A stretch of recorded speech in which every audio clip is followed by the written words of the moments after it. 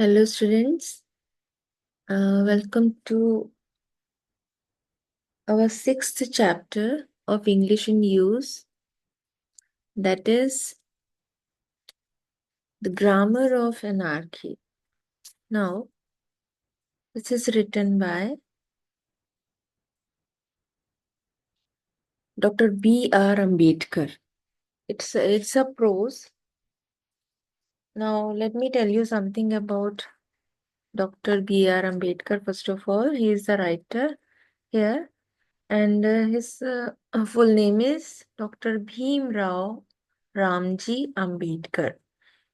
He was born in 1891 on April 14th. Okay. Now he was born in the city named Mahou, which is now in Madhya Pradesh. MHOW. Okay. This is Mahou. ना इन्होंने ना untouchables के लिए बच्चों बहुत work किया था और उसके लिए काफी लड़ाइयाँ भी लड़ी थी, right for the rights of the people. तो इसके लिए काफी फेमस रहे हैं और इनको भारत रत्न भी मिला था। He was awarded the Bharat Ratna, जो कि इंडिया का सबसे प्रेस्टिजियस अवार्ड बोला जाता है ना। But posthumously he was awarded. The year जिसमें उनको अवार्ड मिला था इट वाज 1991, जिसमें उनको भारत रत्न मिला था। ये आपको कुछ चीजें इनके बारे में याद रखना है। Posthumously means after his death. Okay, इनको ये अवार्ड मिला था। So this is a little bit information about doctor B R Ambedkar. Now we are coming to the chapter. ये डॉक्टर बी आर अम्बेडकर ने कॉन्स्टिट्यूंट असेंबली में जो 25 नवंबर 1949 को एक स्पीच दिया था, उसका एक छोटा सा एक पार्ट इसमें दिया गया है। उसका जो एक सार होता है, एक्चुअली उन्होंने वो क्या चाहते थे इसमें उन्होंने उसमें बताया हुआ है। देखिए, आपको इसमें कुछ चीजें इसमें दिख रही हैं।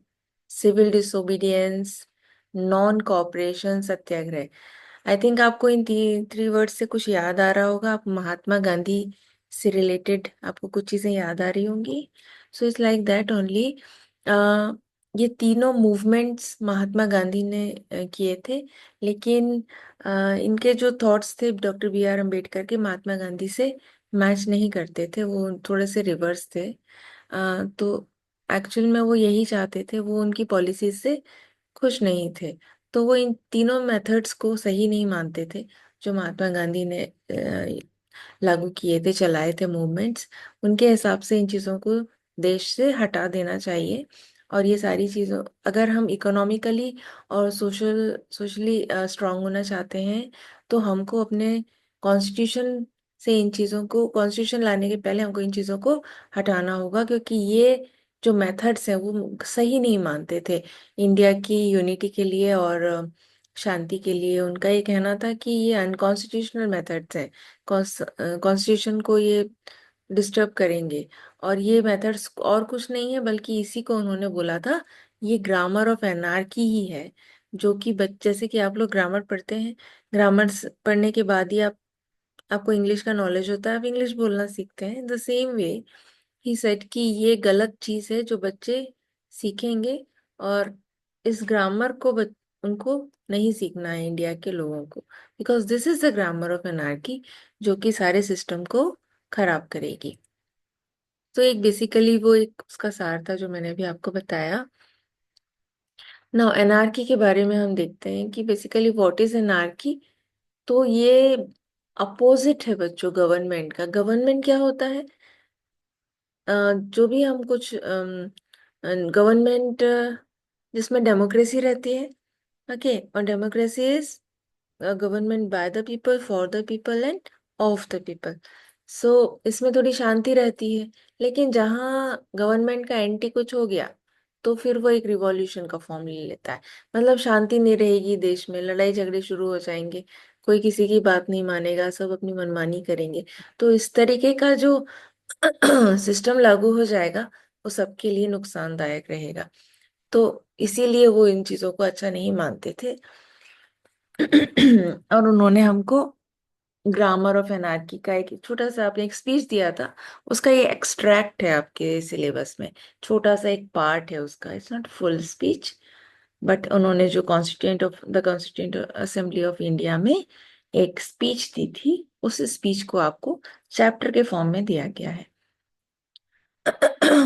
स्पीच दिया गया था 1949 में, एज आई टोल्ड यू, और 25 नवंबर इसका डेट है।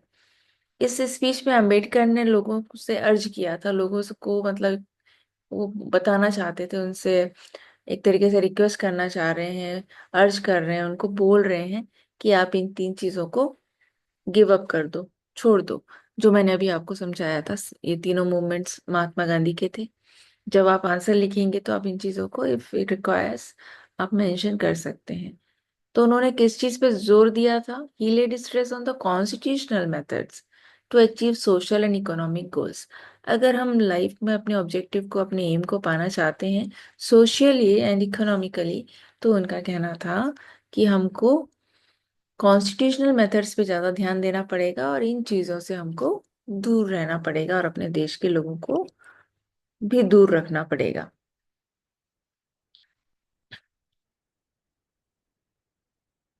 No, this is something about this speech.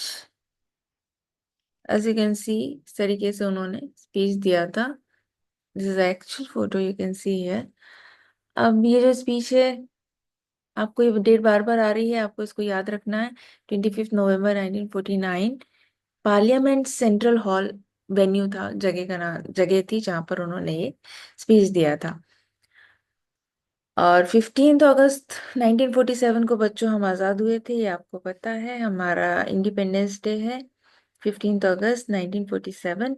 उसी तरीके से 26 जनवरी 1950 को हम लोग रिपब्लिक डे मनाते हैं उस दिन। ओके, तो उस दिन भी, उसी दिन इन चीजों को उन्होंने इसी डे को भी एक इंडिपेंडेंट कंट्री के फॉर्म में भी बोला है।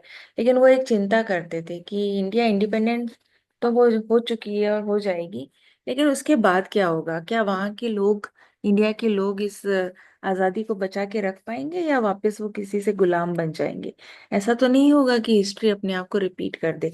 उनको काफी चिंता थी इन चीजों की, और वो बस उसी के लिए उन्होंने इतना लंबा एक स्पीच दिया था कि अगर मैं इस कॉन्स्टिट्यूशन को बना रहा हूँ, तो ये जिम्मेदारी होगी देश के लोगों की। The people of India should take care of it and keep it safely. ठीक है, दिस वाज अ थिंग।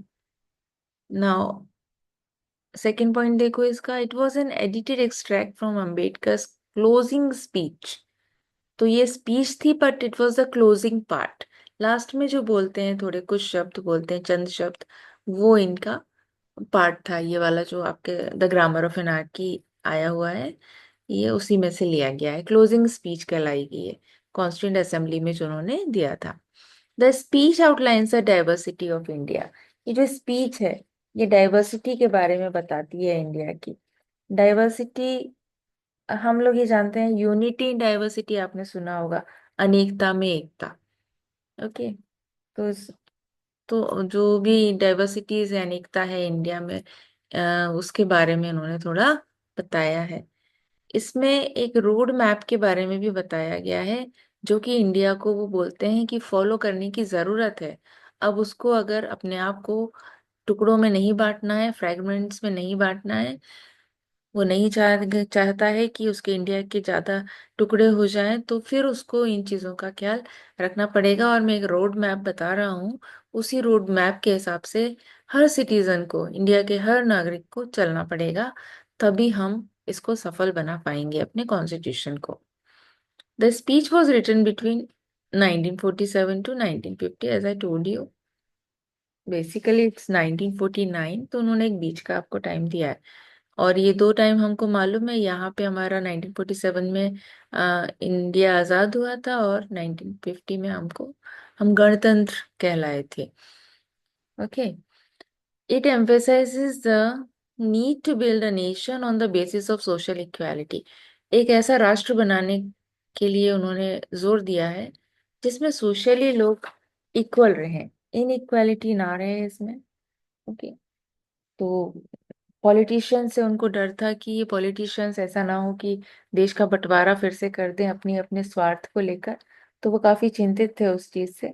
इसलिए वो चाहते थे कि इन मेथड्स को हटा दो, अदरवाइज लोग फिर इसी के थ्रू कभी क्रांति होगी, धरने पे बैठेंगे लोग, कोई लड़ाई झगड़े होंगे। तो इट वाज अ थिंग। वो ट्रिनिटी पर जोर देते थे बच्चों की, लिबर्टी, इक्वालिटी एंड फ्रेटर्निटी। ये थ्री प्रिंसिपल्स होना चाहिए हमारे यहाँ पर। उसी से इस इन तीनों में यूनियन होना चाहिए, क्योंकि लिबर्टी के बिना इक्वालिटी किसी काम की चीज नहीं है, और इक्वालिटी के बिना फ्रेटर्निटी किसी काम की चीज नहीं है। तो इन तीनों में आपस में एक सामंजस्य बिठाना बहुत जरूरी है ना। यहाँ पे देखो, उन्होंने थ्री एडवाइसेस दिए हैं भारत के लोगों को, पीपल ऑफ इंडिया को। तो बेसिकली ये स्पीच तीन चीजों पे फॉलो करती है। पहला है कि to give up the grammar of anarchy.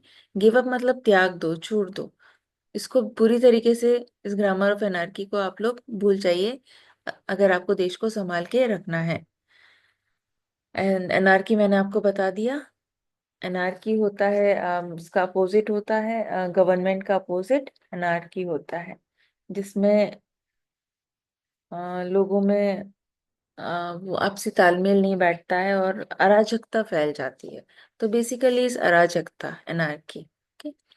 Secondly उन्होंने बोला है to avoid hero worship. Hero worship को बंद कर देना चाहिए।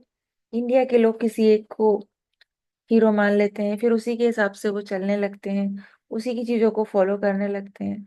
वो ये भी नहीं समझते कुछ सही है या गलत है। तो ये हीरो वर्शिप नहीं होना चाहिए, लोगों के अपने व्यूज होना चाहिए। ओके। तो ये दूसरी चीज से उनको थोड़ा सा खतरा लगता था, तो इसके बारे में उन्होंने मना किया है कि टोटली इंडिया से इन चीजों को दूर हो जाना चाहिए। Now thirdly, to work towards a social and not just a political democracy. सिर्फ पॉलिटिकली ही लोग काम ना करें, वो देश को बर्बाद करेगा। आपको थोड़ा सा सोशली भी चीजों को देख सोचना चाहिए और उसके हिसाब से काम करना है ना। ये जो क्वेश्चन आंसर्स है मैंने आपको सारे सॉल्व करके इसमें लिखे हुए हैं। You can go through all the question answers. आप ये सारे क्वेश्चन आंसर पढ़ना बच्चों। तो इससे आपको चैप्टर एक तरीके से पूरा समझ में आ जाएगा। तो हमको इसमें कुछ डेट्स भी हैं और कुछ कॉन्सेप्ट्स भी इसमें आपके क्लियर हो जाएंगे। ये सारे क्वेश्चन आंसर आप रीड करेंगे और लर्न करेंगे from the examination point of view. Exam के पॉइंट ऑफ व्यू से ये आप सबको एक एक बार रीडिंग जरूर मारेंगे। दे आर वेरी शॉर्ट, बहुत छोटे से हैं, 2 2 लाइंस के हैं। You can go through it and exam में इसमें से कुछ एक ना एक तो जरूरी आएगा। ओके। तो आप इस सारे क्वेश्चन आंसर्स को लर्न करेंगे। Now these are the long ones, so you can go through this, and all the best. Thank you. See you in the next video.